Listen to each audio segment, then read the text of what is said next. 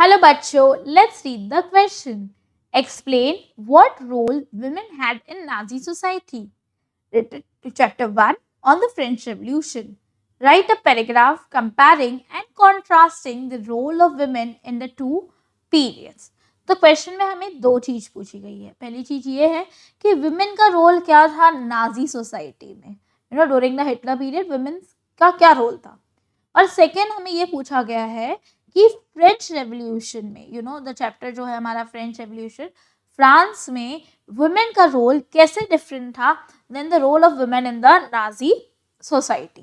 तो सबसे पहले हम देखते हैं the role of women in the Nazi society.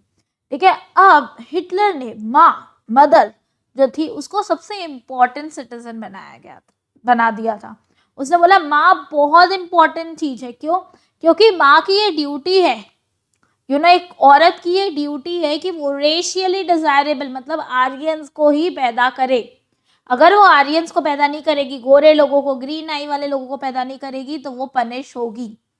Not only that, girls को ये सिखाया जाए कि वो कैसे अच्छी माएँ बने जिससे वो अच्छे बच्चे पैदा कर सके और वो प्योरिटी ऑफ रेस बनाए रखे. मतलब वो कोई ज्यू से शादी नहीं करे या नॉन आर्यन से शादी नहीं करे. उनको अपने आप को ज्यूस से डिस्टेंस में रखना है. ठीक है, और उनको अपना घर संभालना है और बच्चों को नाजी वैल्यू सिखानी है. So this was the value और द रोल ऑफ वुमेन. मतलब एक मेल डोमिनेटेड सोसाइटी थी जिसमें वुमेन का काम क्या था, अच्छे बच्चे पैदा करना, बड़ा करना, उनको नाजी वैल्यूज देना और उनको अच्छी माँ बनना सिखाना और ज्यूस से दूर रखना. ओके, अब हम देखते हैं कि फ्रांस की वुमेन कैसे डिफरेंट थी फ्रॉम द नाजी वुमेन. जब मैं पॉलिटिक्स की बात करती हूँ तो बेचारी नाजीज को तो पता है कोई नाजी वुमेन को कोई राइट ही नहीं थी डेमोक्रेटिक स्ट्रगल में पार्ट लेने की. क्यों? क्योंकि they were made to be home, take care of family and children. But French में फ्रांस में वुमेन ने इक्वली पार्ट लिया था पॉलिटिकल जो स्ट्रगल हुआ था उसमें, फ्रेंच रेवोल्यूशन में, और उनको सोशल और पॉलिटिकल डेवलपमेंट में भी इक्वल राइट्स दी गई थी. Equally they participated in it. तो देखो फ्रांस में विमेन्स वर सो ओपन, उन्हें बाहर जाने का मौका मिला बट नाजीज में नहीं मिला.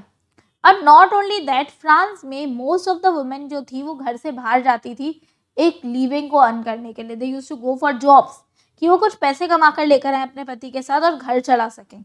बट नाजी वुमेन को आदमियों के साथ काम करना अलाउड बिल्कुल भी नहीं था. वो बाहर जाकर काम नहीं कर सकती थी. मतलब आप ये सोचो कि नाजीज में कितना स्ट्रिक्ट उसमें उन्होंने वुमेन को रखा. ठीक है, जब मैं बात करती हूँ फ्रेंच वुमेन की फिर से, तो वो लोगों ने अपना एक पॉलिटिकल क्लब बनाया था, एक न्यूज़पेपर बनाया था जिससे वो अपनी मन की बातें, अपनी व्यूज़ को एक्सप्रेस कर सकते थे. मगर नाजी वुमेन अगेन वो अपने कोई भी व्यूज़ को एक्सप्रेस करने का राइट नहीं रखती थी. वो कोई भी पॉलिटिकल क्लब्स या ऑर्गेनाइजेशंस में जाना उनके लिए अलाउड नहीं था क्योंकि नाजीज के हिसाब से वो मेन का काम है, वुमेन का काम नहीं है. जब मैं फ्रेंच वुमेन की फिर से बात करती हूँ तो मैं ये देखती हूँ कि उनके पास राइट था कि वो अपने पार्टनर्स को चूज कर सके, वो अपने पसंद के इंसान के साथ शादी करें, उनकी फैमिली उसे सपोर्ट करती थी. बट नाजी वुमेन को तो बिल्कुल अलाउड नहीं था. आपको आपकी प्योरिटी बनाकर रखनी है. आपको मैं ज्यू से शादी नहीं करनी, चाहे आपको वो लड़के से कितना भी प्यार हो जाए, वो लड़का कितना भी अच्छा हो, मगर आपको एक आर्यन से ही शादी करनी है और अपने पेरेंट्स के पसंद से ही शादी करनी है. आप लव मैरिज नहीं कर सकते. तो आप जैसे कि देख रहे हैं, can you understand the difference? आप now when we go back to the question, तो आप समझ पा रहे हैं कि वुमेन का रोल क्या था नाजी सोसाइटी में और आप फ्रेंच रेवोल्यूशन से कनेक्ट कर पा रहे हैं. I hope you have understood the question as well as the answer.